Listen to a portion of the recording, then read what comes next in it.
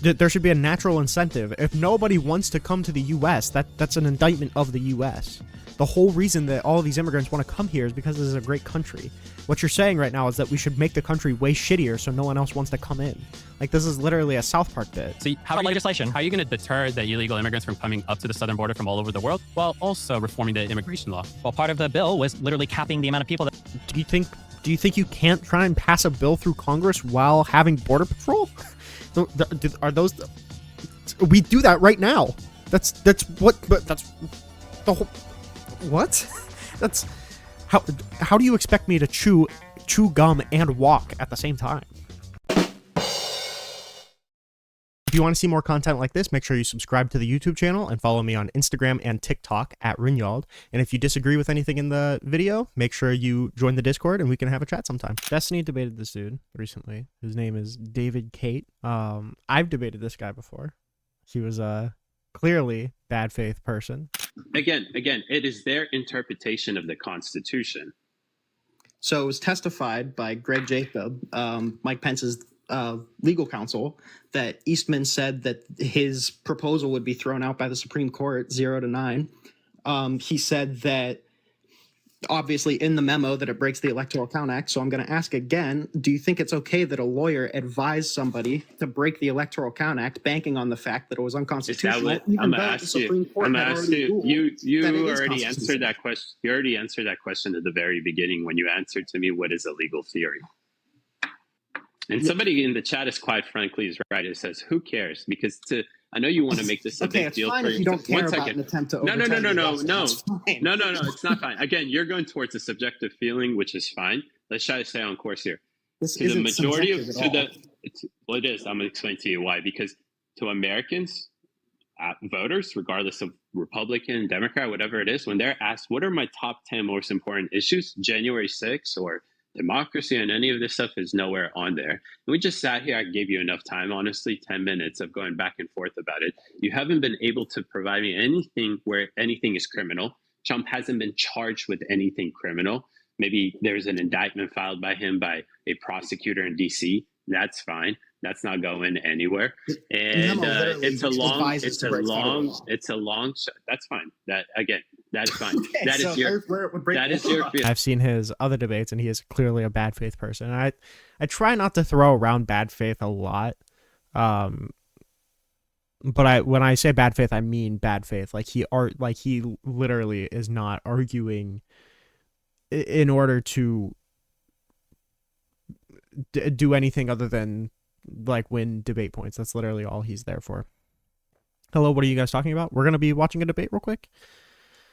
And by real quick, I mean for about an hour. And then we're going to do some debate prep for a debate I have on Thursday. That's what we're chatting about. But yeah, like he's very clearly a bad faith person. So I'm interested to see how Destiny engages with that, I suppose. Because I don't know. It seems like he'll either just like revert to name calling or just kind of shut down and not really engage with the conversation much. But considering it's in person, that's kind of unique. I don't know what he'll do in an in-person context because of all that stuff. I guess we'll see. Progressive used to champion behind? Or what would you like to see? I'm just looking at the tax brackets. I know. What would you like to see that's better? How's it going, you Bentley? Want to pay more taxes yourself? What? No, paying taxes more as an individual doesn't really help much. I think we should probably try to fund our government. In general, yeah, I think we should fund the government more. I don't think a 2-point cut on my tax bracket is helping. It's not changing my life significantly.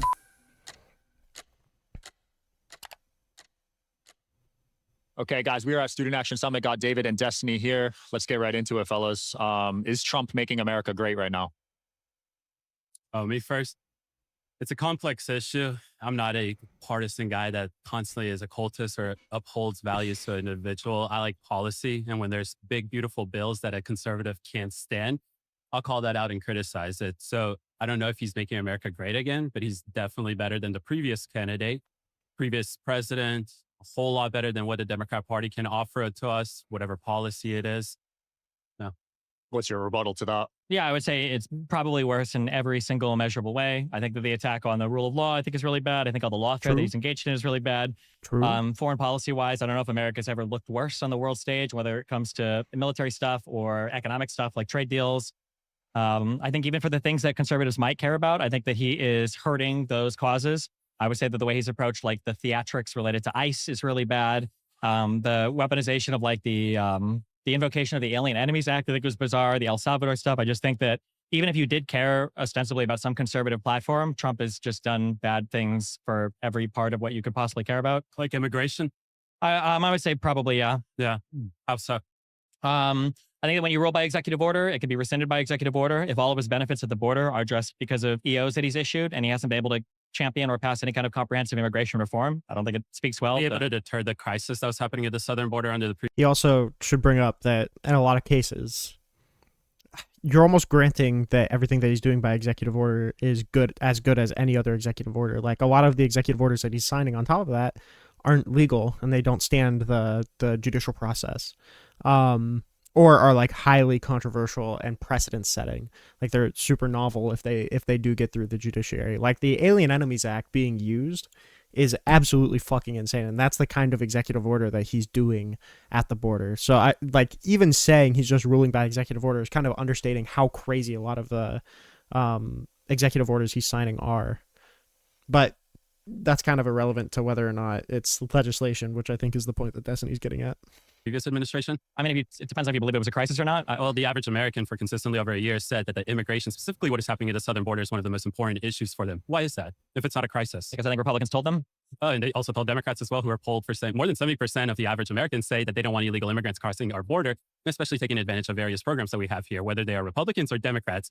So I'll ask you again, how is he able to deter illegal migrants from crossing the border at such a high level without passing any policy, any executive order, or whatever it is? Well, I think there's a lot less people coming to America now, period. Tourism is down like 80% across almost every We're not country. talking about tourism. No, but I'm just saying in general, like people are southern border. Yeah, I'm just saying people. Well, I mean, if less people even trying to come here, then I imagine illegal crossings are probably down as well. I'm just saying that it's hard to believe that Americans genuinely care about a problem. And one, This isn't a very satisfying answer to give to any conservative, but I mean, it's a pretty satisfying answer to me. Donald Trump is making America worse to come to if you're not a native-born citizen. So why would you come to the United States as an immigrant, legal or illegal, if it's a worse country for immigrants, legal and illegal? That's just, why would you, or not even immigrants, yeah, tourists. Like, why would you come to this country with how we're treating foreigners? There's no reason to do it, but that doesn't mean it's good.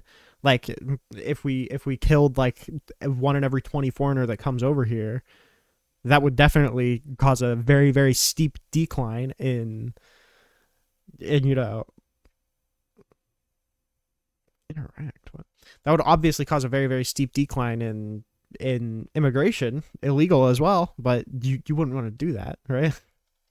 Trump killed the bill outside of office when Biden was in for his last year, and then nothing has been proposed in the meantime. And then two, again, but you don't need to reform the system in order to deter illegal migrants from wanting to come to the southern border, first of all, and then to illegally enter our country, right? Sure. Was the goal just to bring illegal immigration to zero? I don't know what is the goal of Democrats. All I look at it is from a... Well, no, but I'm saying for Trump, I thought the goal was to like do something different with the immigration system to deal with like the 20 million illegal immigrants that are supposedly here already. Sure, that is after the previous administration completely disregarded the rule of law and allowed so many people to come into their country and abuse asylum law. So instead of reforming the system, there's no, this is bullshit, by the way. There's no, whenever they say abuse the law, they're referencing a completely legal way to come into the country. There was nothing illegal about allowing asylum seekers to seek asylum and letting them be in the country while their asylum claim is pending. There's nothing illegal about that. There's no laws being abused.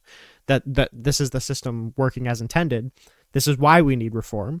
But the Republicans have no interest in reform. They just want to do harsh policing.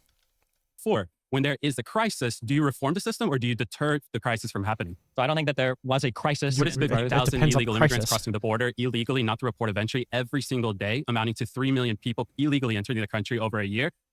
What do you call that? What do you tell the New Yorkers, the Chicago people, the Detroit people who aren't your traditional Republicans, going to council city meetings, stiffen it into their mayors, doing what? If this was so much of a crisis, then why did Republicans kill the bill to cap the amount of illegals coming over? We just saw that you didn't need a bill in order to deter illegal migrants maybe from coming you to can do the it with EO, but we also see that when you do things via executive order, the judiciary will challenge you on a lot of stuff that you do. So why not do it with legislation? What did this administration do differently in the first? Also, a lot of Republicans are very dissatisfied with the way that Trump is handling the border because deportations are very, very low considering what they were marketing. So, I mean, obviously, the laws on the books aren't the ones that are good. And also, if you're saying that the Biden administration was, abusing the laws in place, why would you not want to change the laws in order to prevent the abuse like we saw under Biden? Like, there's no world where you wouldn't want a border bill. Like, to pretend like there's no reform that is needed to the system, and that any bill is just stupid. Like, the idea of passing a piece of legislation to fix a crisis is absurd for some reason. Like, that's silly. This is silly. Hi, Fluzzy. 30 days when it came down to illegal crossings that the previous administration didn't do. Well, they one, they're issuing harsh executive orders, and then two, I think America in general is a less attractive place to flee to at the moment. Yes, It's true. a less But again, I think attractive that- place to again, flee. I think- when you have metropolitan cities giving you free everything, Nobody in America gets free everything. nobody in America gets free anything. Free everything. Nobody's getting free everything. Okay, I didn't say everything, but whatever. Okay. He When did. an individual on the previous administration crossed I didn't cities giving you free everything. Nobody in America gets free everything. Nobody in America explicitly gets said free anything. everything. Free but everything. okay. Nobody's getting free everything. Okay, I didn't say everything, but whatever. Okay. When an individual on the previous administration crossed the border illegally, not through a port of entry, what did they do with the individual? It depends on if they meet a border guard and they try to claim asylum. It depends on if they're sneaking in through. Okay. But before What would this, happen wait, after before they this, take I was asylum? saying before, if this was a crisis, it's very strange that there was a huge piece of legislation originally authored by a Republican that both halves of Congress were ready to support, and then it got shot down. And What was that bill going to do to deter illegal migrants from coming to the southern border? In the same All right, guys. Sean Kelly here, host of the Digital Social Hour podcast. I appreciate that Destiny's keeping him stuck to the topic. The thing that it would have done is shut down the border. That's what it would have given you statutory authority to shut down the border. That's what it would do to disincentivize migrants. But I don't know, like, do you really want to disincentivize legal migration? Is that the argument that Khait's making?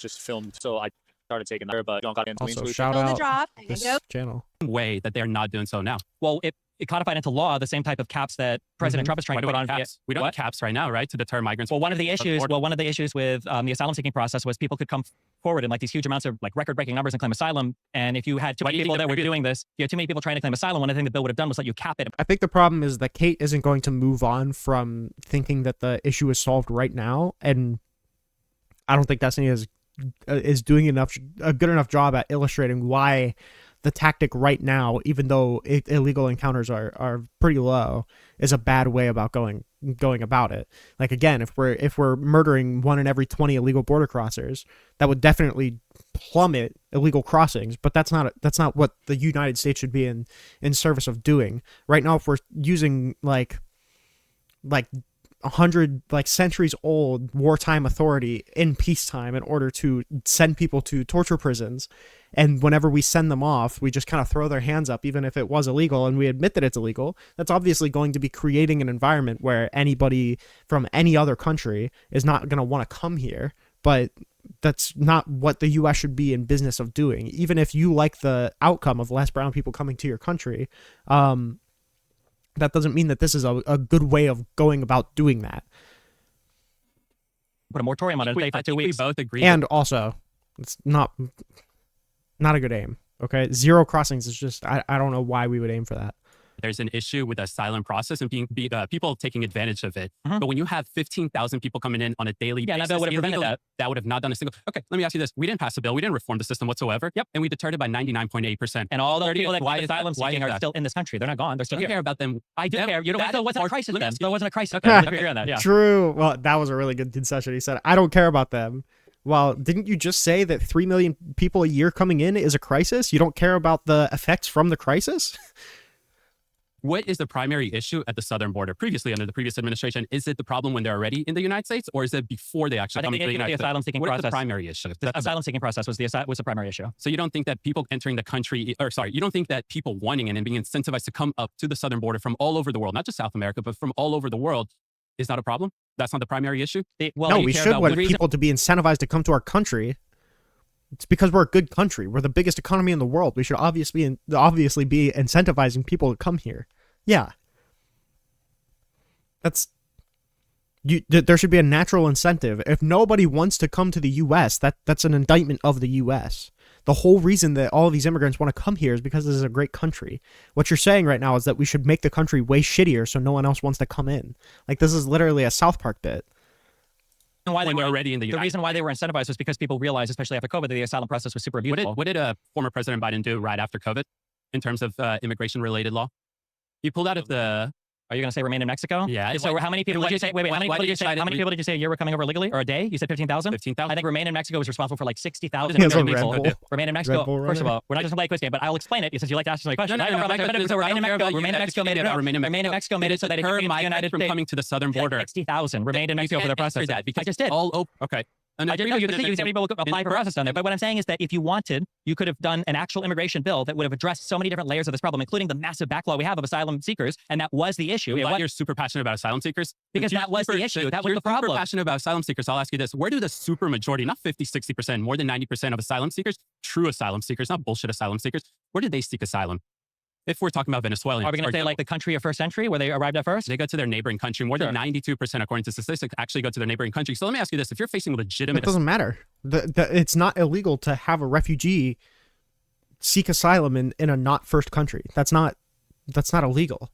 What you're saying bullshit asylum seeker, but people, if it's true that 90% of valid asylum seekers do it that way, why do we have any asylum seekers outside of Mexico and Canada? Like, do we really want to set up a world where, like, one country's in the shithole, so the neighboring country has to take on 100% of its asylum seekers? That's going to destroy the other country. We're just going to have the whole world fucking collapse at that point. Like, we obviously want to kind of spread out the amount of people of, you know, who's going where, because we don't want to overwhelm the surrounding countries of a country that's in, like, a civil war right now or being hit with a hurricane. So that's the first part. And then the second part is, how do you litigate? I don't know why conservatives, like, we let conservatives get away with presupposing that asylum seekers are necessarily bad until proven otherwise. How do we litigate an asylum seeker? How do we litigate an asylum claim without having their case heard? Like, we should let them come and present their case to asylum. Duh. We don't want to just turn around every potential asylum seeker because their claim might be bullshit. That's wildly inhumane. Asylum. First of all, are you going to track all the way up to the southern border, pay thousands of dollars, tens of thousands of dollars sometimes because you're bringing your family to pay the cartels to then have a legitimate asylum case and then enter illegally, not through the port of entry? If you have a legitimate asylum case, you can adjudicate that in the United States with temporary protective status in the United States. You don't have to sit in Mexico and wait for your asylum. So why would they go for asylum over a TPS? Why would they go for asylum over TPS? Because asylum is much easier to seek in the United States and then be granted TPS, right? When TPS is limited. When the individual entered the United States, what's the point that he's even making here? He's just describing how the process works. This is the process that everybody goes through. and is seeking asylum, what do they grant him? What do they grant them? Yeah, while they adjudicate their case. Are you going to talk about how they issue them a receipt to show up at their case, and you're talking about relief? Give them temporary protective status. Yeah, right. Because they're waiting for their case to be adjudicated. Of course, yeah. So it would have been nice if we had more judges to adjudicate these cases, like the border bill would have given us. It would be nice, like we have right now, a 99.8% reduction in amount of individuals not only crossing the border illegally, but coming to the. So the number is not true. Just to be clear, the number's not real. But yeah, those are real, but it's fine. It's the usual step. Right? It's not real. Get rid of the. What is Trump doing to get rid of the 5 or 10 million asylum seekers that are already in the United States? He's trying every legal means. I don't know why is Destiny granting this? Like, this framing, like this is a godly number that we should be aspiring to. First of all, why would we want those kind of numbers? We don't want 0 asylum claims. That just means, unless you're thinking that the world is fixed and there's no asylum seekers, that means that people are too scared to come here and seek asylum. That's insane. That's completely against what the U.S. stands for. If that's the case, we just want to make the U.S. feel so scary that nobody wants to come here, then we actually should just trade back the Statue of Liberty at that point. That's not what the vision of this country should be. I don't know what happened to conservatives where they 100% flipped on all of the American values. He can possibly can. So nothing. So he hasn't done anything. Well, did he try and enact the Aliens Enemies Act to remove individuals out of the country with limited due process and no process from Venezuela? The Trilite from Therasage is no joke. Medical. I don't know. Oh boy, this might trigger me. I don't know how much Destiny knows about the AEA. So I hope that he doesn't get blown out. I don't know his level of knowledge here. He's generally well researched, but the Alien Enemies Act is something that you kind of have to do a lot of research into, and I'm like still not even that set on it, so hopefully this isn't too bad. I know David Khait has like a pretty big inability to engage on it, but sleek, portable, and honestly, I've tried to talk to him about it, and he immediately kicked me. So I don't know. Venezuela, and that Sure. That act requires us to be at war with the country or for them to be invaded us, which is probably not true. Well, okay. Well, there's actually a really detailed article about To be clear, there's absolutely no detailed argument about how that can work. The only way that it does is to confound basically the gangs with the actual Venezuelan government, to say because they have some members that are inside the government that account report about how the Venezuelan government, the Maduro regime, trained paratroopers to come into the United States, go to various states in the United States. Again, I don't really give a shit about that. This is horseshit, by the way. Trump's own this sucks. This is such a good talking point, and I don't think Destiny knows it. Trump's own intelligence found that there's no top-down directive from Maduro to Tren de Aragua because Tren de Aragua is a decentralized body. There's no head of a gang like that. Like a street gang doesn't have like presidents, okay? I don't know how Maduro would be coordinating with all of these individual sects of this gang when that's not how gang structures really work. And that's what the intelligence found, is that since Tren de Aragua is a decentralized gang, it would make it very, very difficult for the president of El Salvador to be coordinating with them in any way in order to get them to invade the United States. So you care about policy and rule of law. I do. Well, clearly you don't, because you don't think that 15,000 people coming into the country illegally on a daily basis is not a problem. And I did think it was a problem. That's why I supported the bill. Well, you just said, but I prefer to have legislation from Congress for immigration rather than just executive orders from the president. Not a crisis. Do you think executive orders are better, or do you think legislation New Yorkers? Can we finish? Like, what do you think? Point, or you no, because you just keep it's like a quiz. I'm curious. Do you think that it would have been better to pass the bill or just to do things via executive action? I think it's better to deter when you don't have an answer to that. Is it better to have comprehensive border legislation or an executive order that can be retained by the president? When there is a crisis, you deter the crisis from happening, and once you don't have a crisis anymore, you can focus on reforming the immigration law. So after 4 years, if Trump doesn't have an immigration bill, do you think that would have been a failure of this administration? I think that if they don't reform the asylum and close the loopholes when it comes down to asylum, now that we don't have the crisis at the southern border, I think that'll be a failure by the administration. Absolutely. But it's a whole, then we'll wait and see what. Somebody hold him to this, because we all know that that's not going to happen. Unless he might try and walk out and be like, oh, well, the $100 fee. It's somehow the big piece of border reform that we really needed.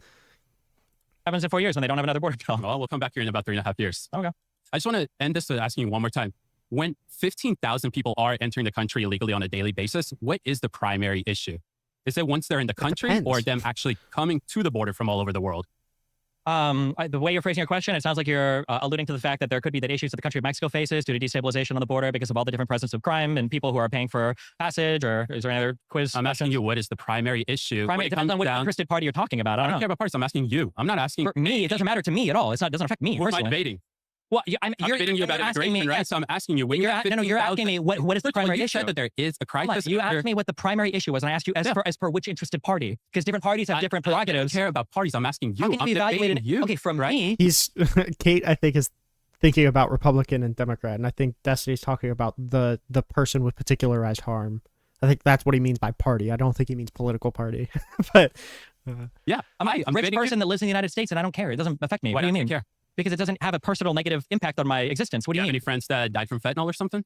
My family's from Cuba, so I'm a big fan of illegal immigration, I guess, when it comes to getting to this. My parents are from USSR. I'm from Israel. I came into the country legally. What does that have? I can't stand illegal immigrants because they abuse our illegally. A lot of my family came here illegally. Okay. Well, I guess wet foot, dry foot maybe it was legal, but I hope you guys are enjoying the show. Please don't forget to like and subscribe. Holy shit, dude, these ads are crazy.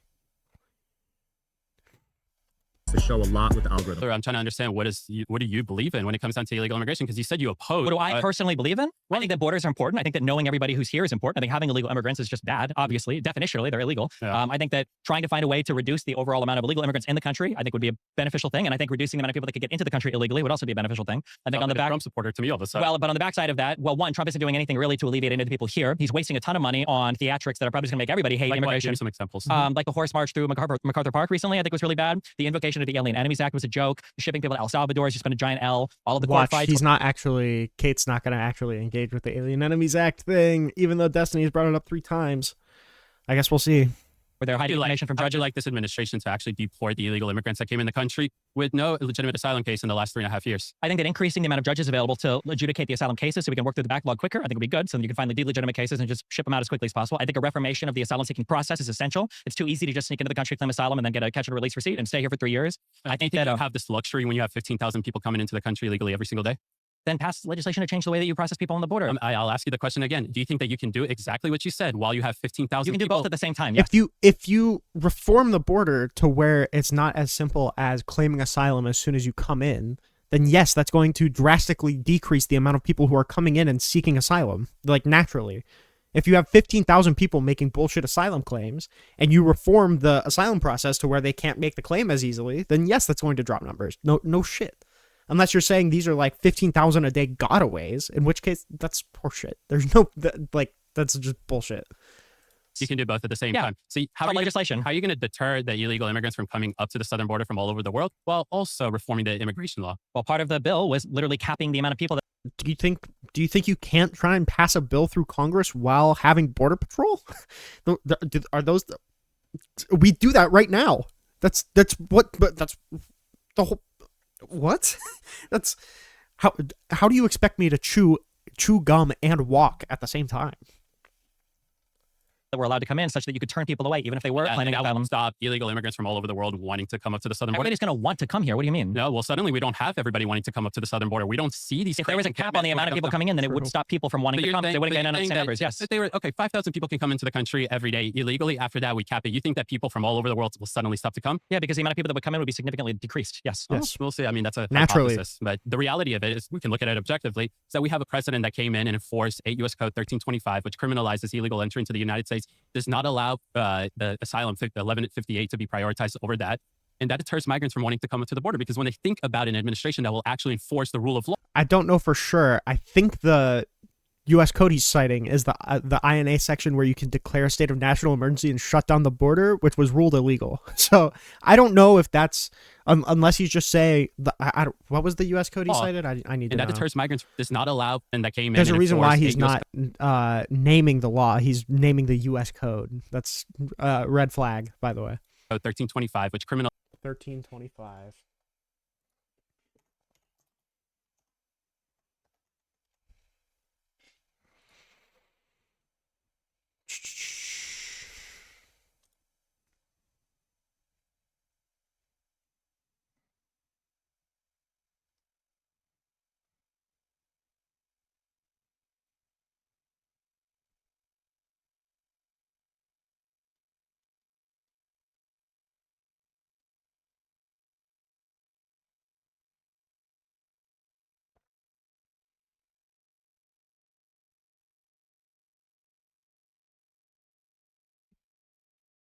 This is, again, just about gotaways. This doesn't interact with asylum. This is literally about border gotaways, like the literal people that sneak past the border patrol. This is like a minusculely small number, but conservatives are always interested in conflating asylum seekers and gotaways. These two groups are not even remotely the same. The U.S. Code that he just cited here has nothing to do with asylum seekers. It has to do with gotaways, and I have to see, like, how... Wasn't it, like, how many border gotaways in U.S.?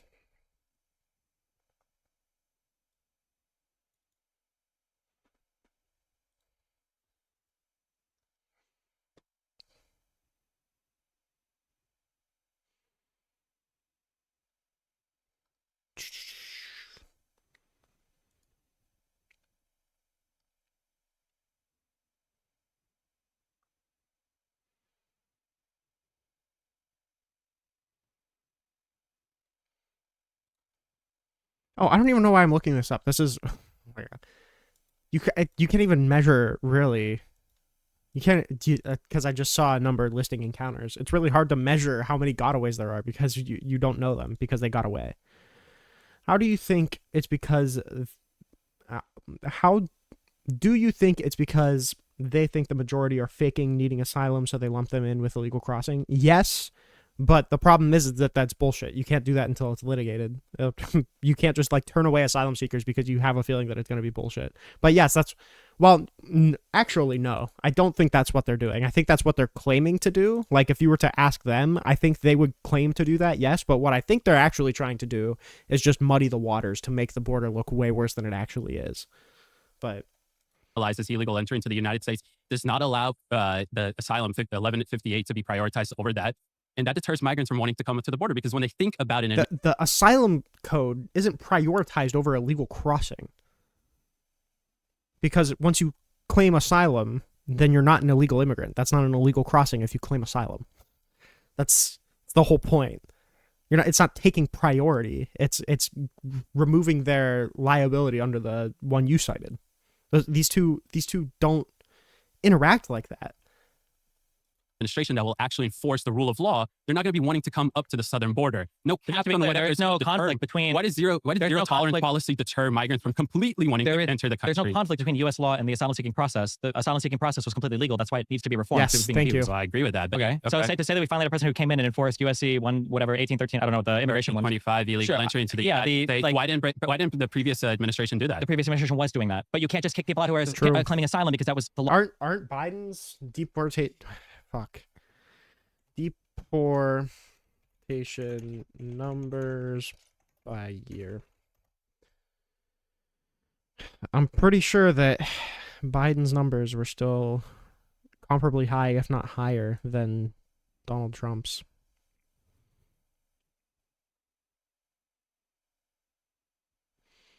Now, there were 1 million deportations between 2021 and 2024.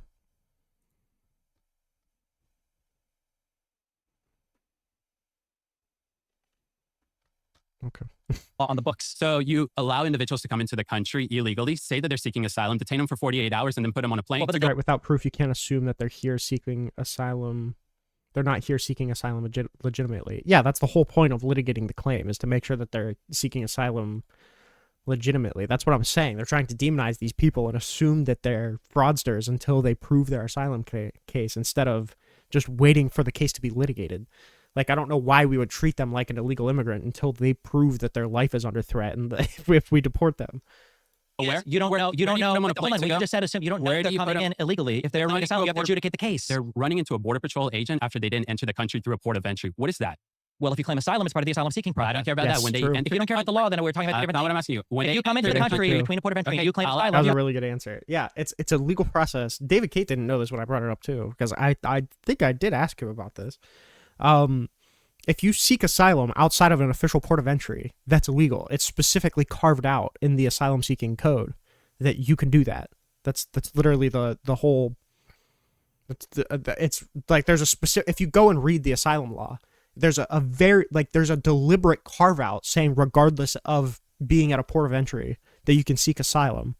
This is how the U.S. law works.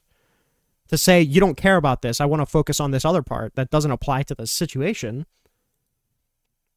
I don't care. I said you. I should have said he. Yeah, I know. I know you were talking. I know you agree with me. Don't worry about it.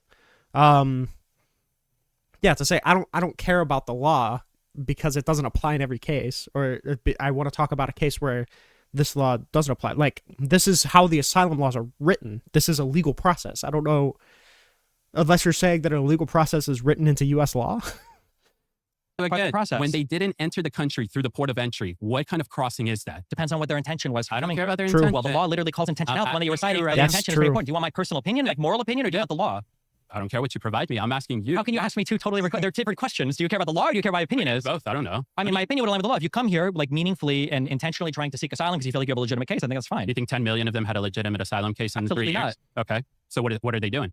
They're gaming the system, right? Yes, of course. That's what I've said. Yes, for this entire conversation. Yeah. Okay. You need to figure out a way to make them stop gaming the system. Okay. If it was just a matter of enforcing the law, we wouldn't have needed an executive order from Trump to do it, right? True. Again, I kind of want to circle back to how were we able to deter so many illegal immigrants from walked off of that too. That's true. Into the country without actually doing any of that, without fixing the asylum process, without any policy, with no zero tolerance being implemented whatsoever. If you want to do a crappy job, then you can half-ass it like Trump did by just being stricter on the border, but it's not addressing any of the anywhere from 5 to 15 million people give different numbers for how many are here right now on the asylum seeking process. You care about the secondary issue because no longer is a Democrat administration. You wouldn't be doing that if it fixing the issue, having long-term solutions to the issue is a secondary issue. Why would you put a Band-Aid on your amputated arm when I could just put you into surgery? You're saying, oh, well, don't you think we need to put the Band-Aid on first before you put him into surgery? No. Just take him into surgery. The previous administration. Literally standing outside of the hospital room. It's possible. You could pass the bill tomorrow, okay? That's a possibility. There's a reason that they're not, though. That's why I supported Biden when he wanted to pass the bill that would have addressed both issues. Did you care about in 2022? Where we were at like Khait? It was hard to say after 2022 what What about exactly. 2023, early 2023? Because that bill didn't get introduced till early 2024. Sure, there were a lot of other things going on. Inflation was our huge issue that we were fighting against at that point. Yeah, but we still had a crisis at the southern border. So we you had say, 15, I mean, we have 15,000 people coming in every single what's day. the crisis? How is that affecting us? And where do we see that? Sure, I want you to go to New York City, Chicago, No, I want you to Denver. tell me where I've been to New York City and Chicago in the past 3 months. So If you tell me finish letting me, I promise, right? You just handle yourself a little bit and we can get through it. If you go to New York City and you talk to non-traditional Republicans who are definitely not some pro-Trumpers or cultists or whatever the case is, they go to city council meetings and lay it to the city council members, the mayors, whatever it is. Why? because it's what they've been told on conservative news. So tell me, Okay, give me what's happening. Non-traditional Republican cultists are being brainwashed by what? Fox News? Yes. Oh, this is we saw it on, I don't know if you guys remember, on the Sarah panel for Wix stream. It is definitely partially the media that they consume, but it's also like a sort of almost implicit racism. I don't know if I'd want to say racism necessarily because I don't think there's any like active prejudice going on, but they just see somebody who's Mexican and they assume that they're an illegal immigrant and they basically project all of their problems onto those illegal immigrants. And then you wonder why people have such a big problem with illegal immigrants, especially when the news is reinforcing that, when they're saying they're taking their jobs when there's no data for that, when we're saying that, you know, they're in the RTP debate, they were like, oh yeah, they're ruining my property value. It's like shit like that dubious. And you wonder why people hate immigrants. Like the reason I brought up the Sarah panel is because the one dude came up and he was like, yeah, you know, I used to work in construction and I came back and there was like 90% illegal immigrants working in construction this time. And we were like, okay, how do you know that they were illegal immigrants? And he was like, oh, I guess it just must have been a coincidence. So you don't know they were illegal immigrants. That's the whole problem. And I used to work in construction, and I had a short spell. I had a serious car accident. Was in hospital for a long time, and then was in prison. And then when I went back to construction, the wages were less than half of what I'd been earning before because of immigrants. So, I mean, it's just a why is that okay? Yeah, it's just a question of costs and benefits, right? So if we're weighing the costs and benefits of immigration, well, let's look at, you know, some of the costs they have, like, oh, high school dropouts wages go down like 1%. It's like, okay, let's compare that to the benefit. Well, our working age 50%, population, not 1%, not one. Didn't you hear me? You I don't. said 50%. Yeah, I'm not. How do you know that the 50% decrease was immigrants? Well, right. I guess it must have just been a That's coincidence. what I figured. Yeah, that's what I figured. Thank you. The construction sites were full and are full now. Like all of the subcontractors. For my friend works in construction. She's an RLO, regional liaison officer, who liaises between the contractors, the subcontractors, and the clients. And every single they're all immigrants.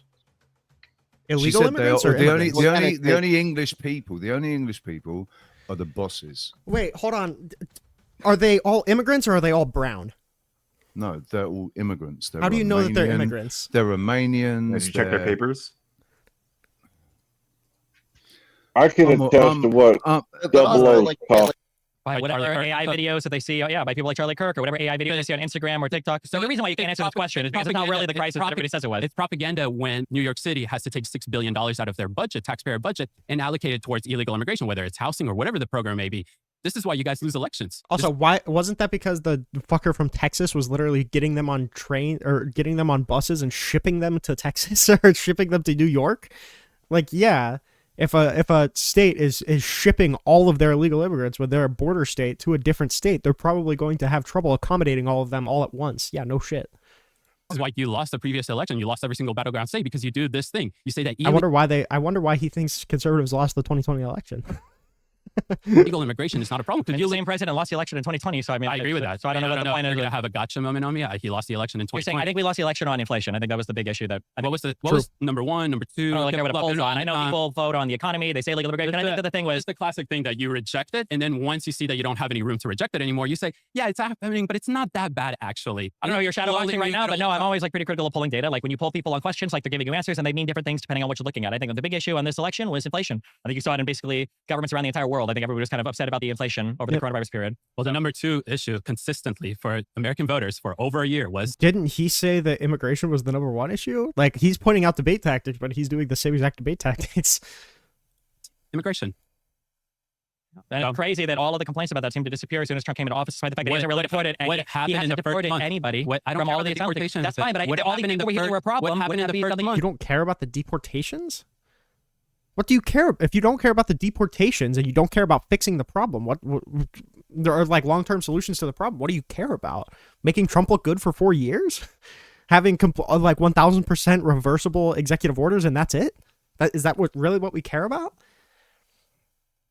Destiny. What happened in the first month? Nothing happened with regards to the 10 million people that are here. Southern border. Nothing happened when it came to the people that were already here. Happened. I don't care about the people that are already here. That is something that we're going to have to game we're going to play. I'll just keep repeating myself while you keep repeating yourself. Nothing happened. You want to avoid what happened in the first month of President Trump's presidency, second term, when it came down to immigration. That's Destiny. It's so easy to say. The reason that people don't want to come here and seek asylum is because Donald Trump is treating asylum seekers like non-humans. He's treating people like in subhuman conditions. He's signing things like the Alien Enemies Act and sending people to torture prisons. He's revoking people's student visas for constitutionally protected speech. He's literally tweeting out AI memes about feeding immigrants to alligators, and that's why people don't want to come here, is because we're treating them like dogs. That's not good. That's not good border policy. It's not good border policy to say, hey, if you come here, I'm going to feed you to alligators. Holy fuck. Fine. I don't have a problem talking to you about ICE proceedings and when it comes down to deportation and how they handle deportation. Even get to the ICE problem. You keep avoiding. Jesus. I haven't avoided it at all. Trump shut down the border. He managed to stop people from coming in, but nothing's being done about all the people here. And I don't think anything will be done about the people here. Yeah. And you wanted a bipartisan bill in order to accomplish that. Because the bill would have accomplished both of those things. And both halves of Congress are ready to support it until Trump shot it down because he said, I want to keep the border. And the benefit of getting a bill passed is that the next president can't come in and undo it all. And it's not functioning. Destiny also doesn't, I don't think he knows this part either.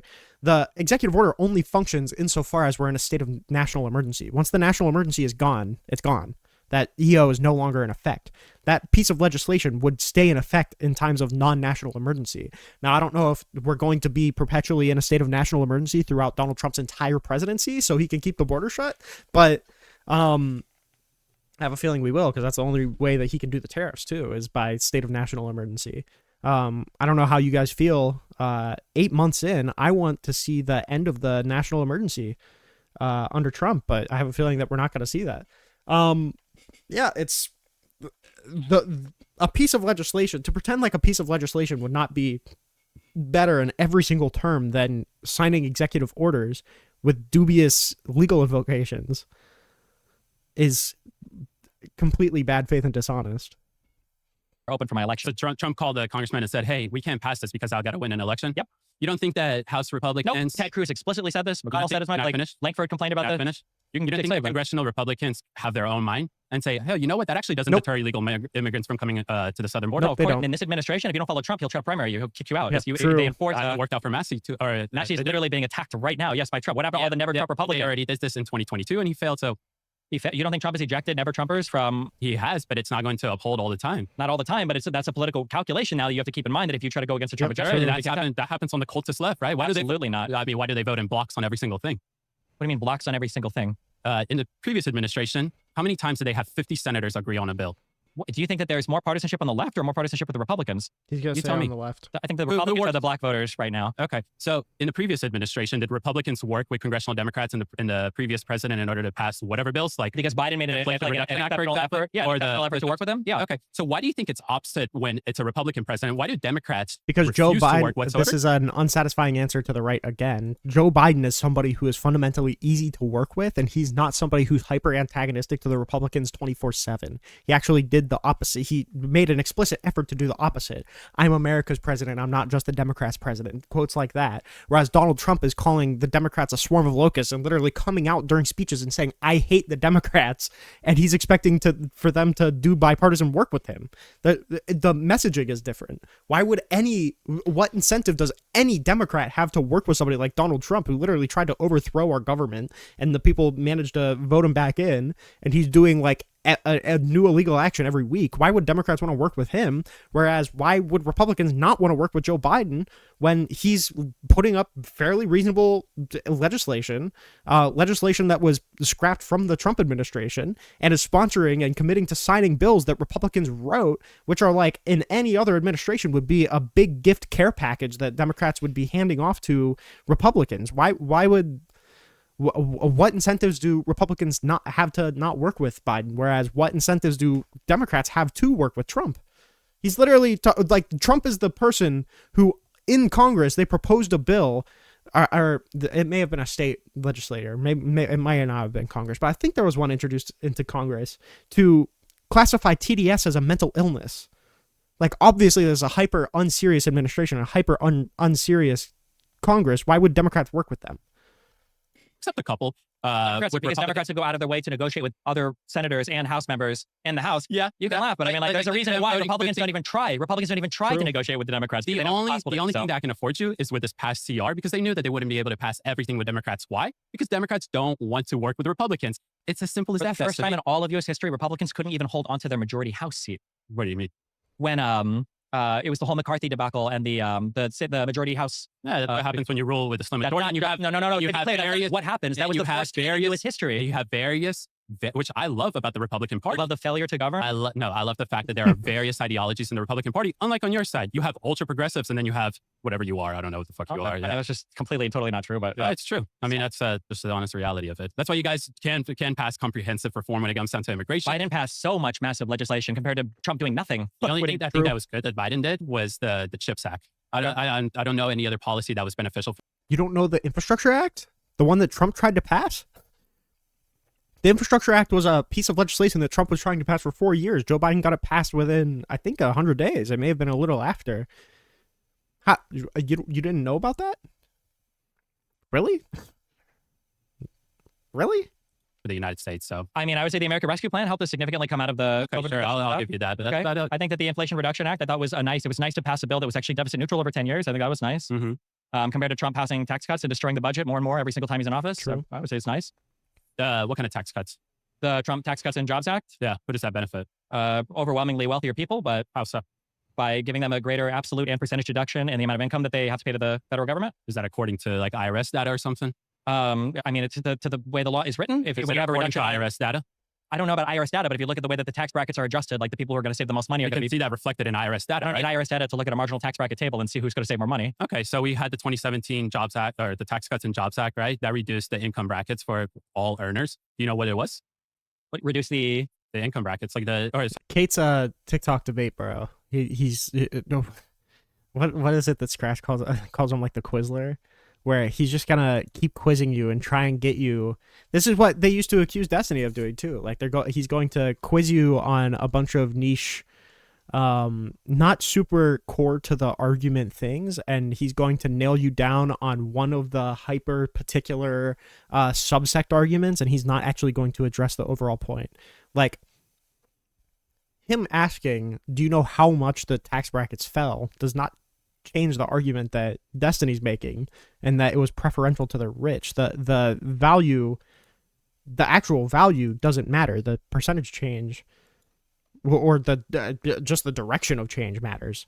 Sorry, the percentage of the income earners pay. For, like comprehensively, I know that each bracket I think fell anywhere from like 2 to 3% or something, or 2 to 3 points. Individuals earning between $15,000 and $50,000 a year receive a tax break between 16 to 26%. Individuals between $50,000 and $100,000, which I consider the average American, got a tax break about 15 to 17%. And the higher you go, the lower it gets. So for the bottom people, these people already are. This sounds like a progressive tax cut to me. Probably not. So for the real quick, so for the people on the bottom, if you're making $15,000 to $50,000, your tax footprint is almost already zero for federal income tax. Okay. Number one. So also that's a strange pairing of people to put together. Making $15,000 a year is significantly different than making $50,000 a year. Yeah, the real question is, why are you cutting taxes for the rich anyway? Like at all? Why would this not just be targeted towards the lower income and the middle class? Why did the people at the top need the tax cut at all? Because a 1% cut for somebody in the highest tax bracket is going to have a hell of a lot more effect than a 10% tax cut on the lower classes.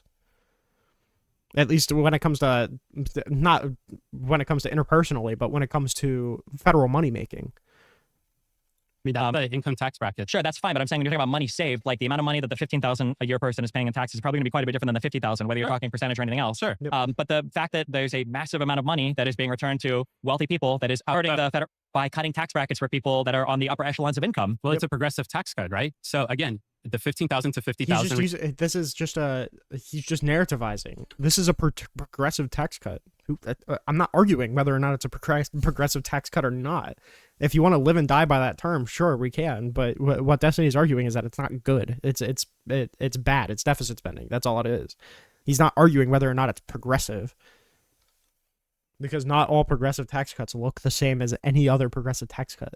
Receive a 16 to 26, 50,000 to 100,000 receive 15 to 17%, 100,000 to 200 receive 10 to 12%, above $1 million they got 2%, and nobody making more than $2 million in terms of a household received a tax break. They actually end up paying 2% more in tax. How did you not receive a tax break if the marginal tax bracket was reduced? Because the individuals above 2 million weren't affected by that. It didn't affect those individuals. They may benefit from it in corporate taxes if they're, corporations or whatever the case may be. Didn't the top tax bracket came down, no? I'm telling you what I know based on IRS tax data, right? It doesn't make any sense. If it was 2017, right? Just to clarify. 2017. If the tax bracket came down, the tax bracket came down at the top, then it doesn't matter if you make over 2 million or 10. How are you making that claim? Because I know because I file my taxes. Okay. So you make more than $2 million and you saw a reduction in your taxes? Yes, of course. Because if the tax brackets are falling, then the income that you... Well, again, I just told you based on IRS data that... You told me based on an article you read, you're reciting me a number, but I'm just telling you that that's not how taxes work. It's a careful analysis of IRS data. You can fact check this later on the screen. Do you think of the majority of the money that wasn't paid... Household doing tax over $2 million did not see a tax reduction. Yeah, you're sitting here and telling me that you saw that. I'm asking you through how? Like, what loophole did you find? It's not a loophole. It's just a reduction in your tax bracket. It's a reduction in the amount of taxes that you owe to the federal government. When the bracket goes down, either you don't make over $2 million or you're just lying because you got caught in a lie here. Do you know how a below the line or above the line deduction works? Have you ever filed taxes before? No. Okay. I'm 29 years old. I don't file taxes. Okay. Well, when you start to file taxes, you'll know that when you apply the tax brackets to your AGI, to your adjustable gross income, the amount that you owe on that income is going to reduce. I forgot liberals don't understand humor. So I'll ask you again. Yeah. Individuals with over $2 million household income, how did they by receive what the tax mechanism? bracket? Tell me, by what mechanism would they... Wait, is he talking about the TCJA? Yes. Yes, he is. Been exempted from the reduction in tax brackets because below the them. income brackets that the act passed did not address the individual. Actually, it addressed the individuals making over $2 million, and they increased the taxes on them by 2%. Through what means? I think I know what he's citing. Who, Khait? That the tax bracket that they're in for the income of the household. So if they were paying previously 33%, now they're paying 35%. So you're telling me that if we look up the Tax Cuts and Jobs Act tax bracket change... How about this? Yeah, I get my... For the bracket, that the top one was increased. Look up. This is great. This is a nonpartisan source. You can look it up. Use my phone. Perfect.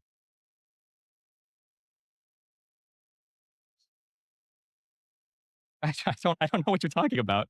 The tax bracket. Okay, I'm really sure I'm not crazy. If the tax bracket, if the percentage goes down, then you pay less tax. All right. Here, so you can make sure that this is a nonpartisan source for you. I know it's an opinion, Ed, but they cite all their sources. The careful analysis I did in IRS tax data. How about we start on the 5th paragraph, and you can kind of read that for me. Okay, well, so we have an article here saying a careful analysis of the IRS tax data, one that includes the effects of tax credits and other reforms of the tax code, shows that filers with an AGI of 15 to 50K had an average tax cut of 16 to 26% in 2018, the first year that the Tax Cuts and Jobs Act went into effect, and the most recent year for which data is available. Filers who earned 50 to 100 received a tax break of 15 to 70%, and the earners of 100 to 500 saw an AGI, an adjusted gross income saw their personal income tax cut by around 11 to 13%. By comparison, no income group with an AGI of at least 500,000 received an average tax cut exceeding 9%, and the average tax cut for brackets starting at 1 million was less than 6%. Is the $2 million claim in here, or? Okay, wait. When it says that, what do you think that means? In terms of what? When it says, for instance, that filers who earned 50, we'll do no income group with an AGI of at least... If you want to come and explain, you can, but I mean, most of the TCJA stuff is going over my head anyway. Least 500,000 received an average tax cut exceeding 9%, and the average tax cut for brackets starting at 1 million. David Guy is citing the Bloomberg thing, which from my understanding is true, all caps. Maybe. Was less than 6%. And if you keep reading somewhere in there. So there were tax cuts for people that earned over... Non-fawn. Yeah, what's up? I haven't looked at this stuff in a little bit, so I'll DM you a source for this in a little bit. Okay. But I know what he's citing. It's just this Bloomberg article by some dude who was like, hey, it looks like when you run through all the data, most people actually did receive a tax cut in middle class that was slightly bigger than the upper classes. But that's it's looking at it as a percentage of their income, and it's hardcore carried by the doubling in the child tax credit, which is something that Democrats supported anyways. It's Right. like because when if you double a child tax credit from 1,000 to 2,000 or whatever, that represents obviously quite a bit in the income for lower income families, and that that alone is going to get you that offsets the more regressive effects that the other stuff in the bill had, which I can dim you where I'm getting that from in a bit if I can find it in my notes. So the claim is that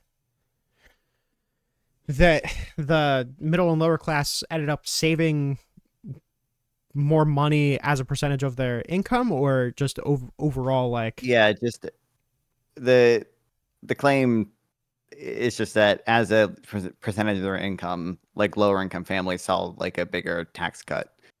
Yeah, I don't even know who would. I don't even know if Destiny was disagreeing with that. I think the only point that Destiny was making is that it was a spending bill because cutting taxes is going to reduce federal money making. I don't even know if Destiny was claiming that. I think the only reason that this article got brought up was he claimed that there was no tax cut for people over making $2 million, I think, which I don't know. I guess we'll let him cook and finish that up, but I don't even. This is the problem with. I don't know if you've seen much of David Khait, but he does the debate bro thing that a lot of people criticize Destiny for, where it's just you hyper focus on a minutia point to try and wildly drag the conversation onto a winnable point and completely ignore the actual point that's being made by your opponent. Yeah. All right. Well, thanks. I love you, buddy. Yeah, I'll see you. Appreciate it. Hell yeah. Goat. Non-fun. Goated. $2 million, right? I don't know. Does it say that? It doesn't have to say that. You could just look at the tax brackets. So did they adjust? This is a comprehensive. This is an overall. Adjust the income tax bracket for houses that are making over $2 million? Okay, that's not how that works. I don't know how to explain that to you. Fine. Yeah. There might be SALT deductions or something if you cap your state and local tax deductions, or if you have other types of taxes, they might impact the amount of money that you save. But when the brackets fall, if you just have ordinary income, then it doesn't matter if you're making $2 million or $10 million. Anything over $600K is going to be less tax that you pay. I'm sorry, but is this not a progressive tax code that Progressive used to champion behind? Or what would you like to see? I'm just looking at the tax brackets. I know. What would you like to see that's better? You want to pay more taxes yourself? What? No, paying taxes more as an individual doesn't really help much. I think we should rather try to fund our government. In general, I think we should fund the government more. I don't think a 2-point cut on my tax bracket is helping. It's not changing my life significantly, but across every wealthy person in society, it's probably, I imagine, hurting people more than helping people, which is why we see cuts to Medicaid and everything now to fund our current bill. It says that the working class and the middle class benefited the most from these tax cuts. Let me ask you. Wait. You make it when it comes to what about a cut in benefits? What about a cut in benefits, though? We can cover the one big beautiful bill in a second. What about a cut in benefits that actually tax cuts? Do you think if you were making $50,000 a year, would you rather have a 50% tax cut, or would you rather still have your $6,000 child tax credit? Can I ask you, when a household income increases by $5,000, does that benefit Americans? It depends on what that increase comes at a cost of, right? Hey, they received it by having tax cuts, an average of $200.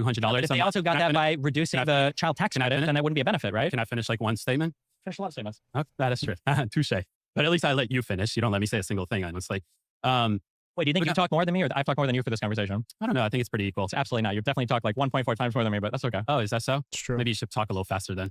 Talk as fast as I can. So you were disagreeing with me that the loss of the child tax credit probably hurts people who might have saved $4,000 or $5,000. I thought they just reformed the child tax credit. The fake personability. Oh my! Just seeing the laugh slowly fade from his face. Jesus. Oh God. They increased it by about $200, right? By $200 they might have, but the child tax credit under Biden was $6,000, I believe. I didn't implement it. It was implemented, but it was only for, I think it was through the COVID year. I think it was for a single year. Yeah, it was a loophole in order to be able to inject that. Why didn't they actually codify? Why didn't they codify that through Congress? Well, they did for 1 year. Why didn't they codify it through Congress? I don't know. Why did they did. You had to pass it as part of Congress. Okay, why didn't they temporary or more than for a year? Well, I don't know. Maybe they didn't have the support. Why didn't Trump make the Tax Cuts and Jobs Act permanent instead of making it expired for permanent, right? Well, unless it gets revoked. Parts of it are 10 years. I think parts of it expires. Parts of it are permanent, and parts of it I think expire for 10 years. Let's talk about entitlement programs, because I think that's one thing that I disagree in the one big beautiful bill. I think that a lot of MAGA recipients are but recipients of these various programs, whatever entitlement program there is. I think that it will hurt any Republican, whatever leader, whatever the case may be, if a Trump supporter wakes up in the morning and sees that instead of getting $400 a month, he's now getting $200. That's going to piss them off. Do you think that is going to happen? It's going to piss them off if they're getting more money? No, they because they're cutting the programs. The idea that CNN propagates all the time is that individuals who rely on these programs are going to see cuts in their monthly paychecks, or may not be eligible whatsoever anymore. If I imagine if you lose your eligibility for Medicaid, you'd probably be upset. Yeah. Yeah. So do you think that is the case? That is actually what is going to happen because of this? My understanding is that there have been cuts to Medicaid eligibility. I don't know if that was just through new work requirements or what. I didn't see the final version, but.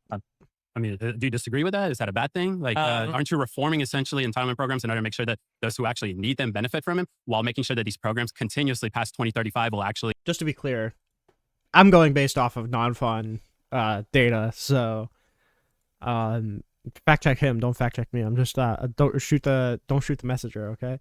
I'm pretty sure the argument against this is that you don't want to add a bunch of hurdles for these people to cross in order to apply for eligibility because of some complication with reapplying for eligibility. I'd have to see the particular claim that he makes or any particular source, but the problem is that these sort of cuts to who applies don't just apply to the people who we cut it for. It's like also adding like a level of bureaucracy which may cut people who would be otherwise eligible. Run so we don't spend $1.4 trillion on just a single program. I mean, I would have to check the particular cuts. I haven't done a deep dive into Medicaid in terms of how they cut about $850 billion over the next 10 years. It's about $85 billion annually in cuts when it comes down to Medicaid. It's not just Medicaid, it's anything regarding health services. Sure. But I mean, I think that it's a massive failure that this administration, the one thing that they promised was to balance the budget. And it seems like I've been saying for over a year, and now it seems like it's come to fruition that the debt and the deficit will continue to increase under Trump. I agree with that because it happens regardless under what administration. The previous administration increased the annual deficit. I think the last year when it came down to Trump was like about $800 billion. This administration, the last term that they had was $1.8 trillion. It's regardless so the deficit was coming down under Biden, given 4 more years. It went from 1.6 trillion in 2021 to 1.7 trillion in 2022. Capping off at 1.8 trillion in 2024. I would have to check that again, but I'm pretty sure the number was coming down. So I think for 2 or 3 years. I think there's a couple issues. One is the majority of that deficit, a huge part of it was the massive loss of revenue from the Tax Cuts and Jobs Act from Donald Trump. So that has shrunk the government quite a bit. If we had like one of the best years on records when it came down to economic numbers in 2019. It's easy to have really good years when you're engaging in massive deficit spending, which is what the Tax Cuts and Jobs Act did. It was a massive cut in taxes while not cutting any of the services. Have more money in their pockets? They spend more money. Okay. What happens when the government spends more money? The government spends more money. And inefficiently? Both. It happened under Trump. The government was spending more money and people were spending more money. But how does the government spend the money that they don't have? By borrowing. Okay. Can Americans do that as well? Yes, it's called borrowing. Yeah. So what is the difference when an American borrows versus the federal government borrows in order to meet whatever ends that they need? It depends on a lot of different things. It's a very complicated financial question. It is. I'll say that's a complex, multifaceted question. But the reality is that your side wants to make, I don't want to say you specifically, because I like debating people. But one thing that I noticed on the left is that they don't like to go into the nuanced topics when it comes down to various policy discussions, like the ones that you and I are having. I want to say the majority, like 95% of the political commentators or whatever, on my side of the aisle, I'll say on your side of the aisle, don't get into these conversations because they don't know them. And it's almost like a goal for both sides to propagate. By the way, I'm going to see if I can include the clip, and I want to put it in here. This is somebody who I tried to debate, and then he asked me a gotcha question about how people get in to seek asylum, and then he kicked me after. So, yeah, to act like this person is interested in nuanced policy discussion is horseshit, okay? It's bullshit. Like the top. Sure, but I mean, like the reason why is because people want to obscure what's actually happening. Like, for instance, if you look at the first Trump admin, Trump was running huge deficits that were increasing up till 2019. It wasn't just because of COVID. He was doing massive spending all on his own. Yeah, absolutely, and, I agree. Like his deficits were increasing for no reason. The economy was like support the Democrat Party then if they're consistently increasing the deficit as well. The Democrats for the last person we had with a budget surplus was Clinton. And then after that we had Bush, who got us into 2 massive wars in the Middle East. And then we had after that 2007 financial collapse, and then a Democrat has to come in and clean up the mess. And then we were kind of getting back on track. And then Trump came in and COVID happened at the end of Trump's term, and then Biden had to come in and clean that mess up. And then as things are getting back on track, by increasing the deficit spending by almost $1 trillion. So that's the deficit spending happens when you need it, when the economy is like having significant trouble. So could there be the same argument made for right now that we need deficit spending? No, because we shouldn't be having any trouble. Why is that? Because we're artificially creating trouble with terror. Yeah, because the situation isn't the same. Well, when Biden did it, we were literally in a global pandemic. Okay, the whole entire world was shut down. When Donald Trump is doing it, it's because he can't do it in a deficit neutral way, because he just wants to cut a bunch of taxes and kick the can down the road.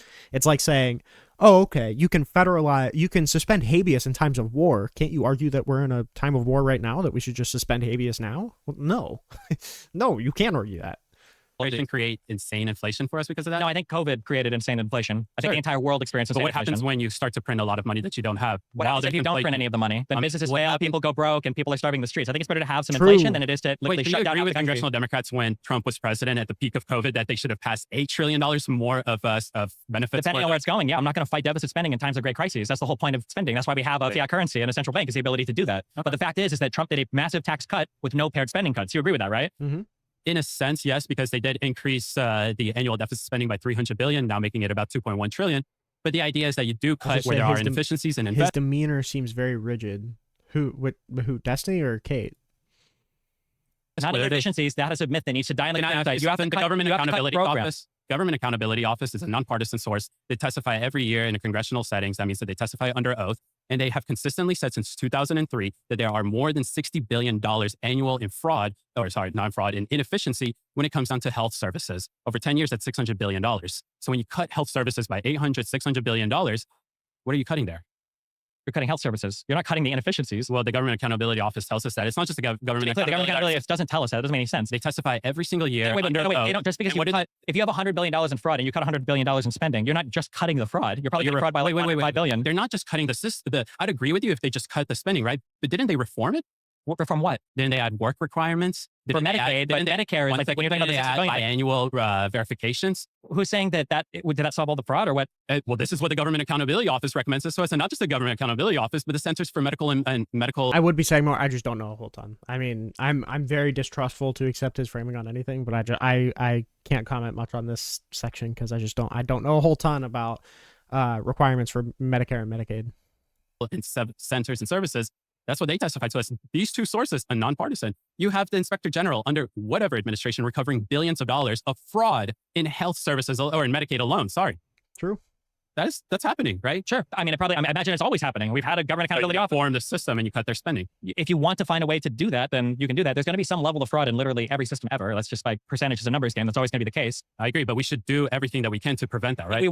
If conservatives are serious about funding the government and we're serious about like combating fraud or whatever, then we would fund our IRS more. The IRS says that there's like 400 to 600 billion with a B dollars of money out there every year that's owed to it that it doesn't even have the resources to go out and get. But the first thing Republicans do. What do you mean they don't have the resources to get? Didn't the Biden administration give them plenty of resources to go after? There was supposed to be an authorization, I think, of 80,000. Also, what is it? I think there was supposed to be an authorization of 80,000 new agents, and I think that's been trimmed back to either nothing or they did it with. But they had about 2 years of running these operations with a massive increase. No, I don't think that all of the new hires and everything ever got fully implemented because they had to negotiate away. But I'm just saying that like that would be the first place you would start. It would be your IRS. Why do we need IRS to go after health service? You don't need inefficient health service payments. I imagine. Why don't you have the HHS department go after? He's talking about using the IRS to collect more in taxes in order to be more deficit neutral. He's saying if the Republicans cared about that, they would fund the IRS. He's not talking about the IRS going into audit HHS.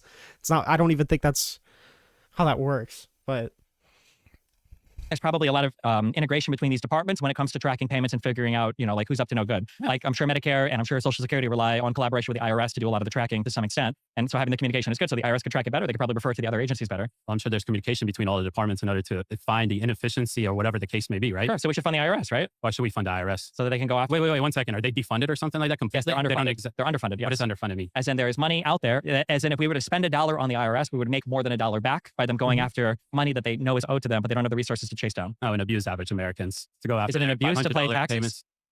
We're talking about entitlement programs. No, I'm talking about IRS knowing that there is income owed. There's back from taxes being owed to fraud in health services. Because when people are screaming about fraud, that would require an insanely intricate approach, I would imagine, to reform an entire system to cut down $60 billion. Start by reforming the system. That's fine, but if you were serious about making more money for the government, I think you would do the easy thing first. Okay, well, let's see how reform to the system works. If there's any reason... Destiny has to be careful here because Khait could flip that argument back on the border thing. It's not as simple as, well, we should do the easy thing first and then do the intricate thing second. The problem isn't that we should do the easy thing first. It's that we should do the easy thing at all. It's that David Khait isn't even in favor of funding the IRS. That's the problem. It's not that he wants to do the cuts to Medicaid first. You have to be you have to be careful with your words here because you're talking to a very tricky person. I don't think he will do it, but there was a very big opening for him to tie that back to the border discussion. To have IRS agents be funded in order to go after more fraud that they're not able to recover back, whether if you like, we can do a friendly $20 bet right now that in 4 years there will be no major reforms to any of these systems because it's just lip service that you're paying to the Trump admin. True. Okay. All right. But You heard it here? they just fund the IRS. Go after the money. It's easy. That's easy money to get. In business, I think they call it the So that's 80-20 the rule. average American. So they to use their taxpayers' money to fund the IRS more.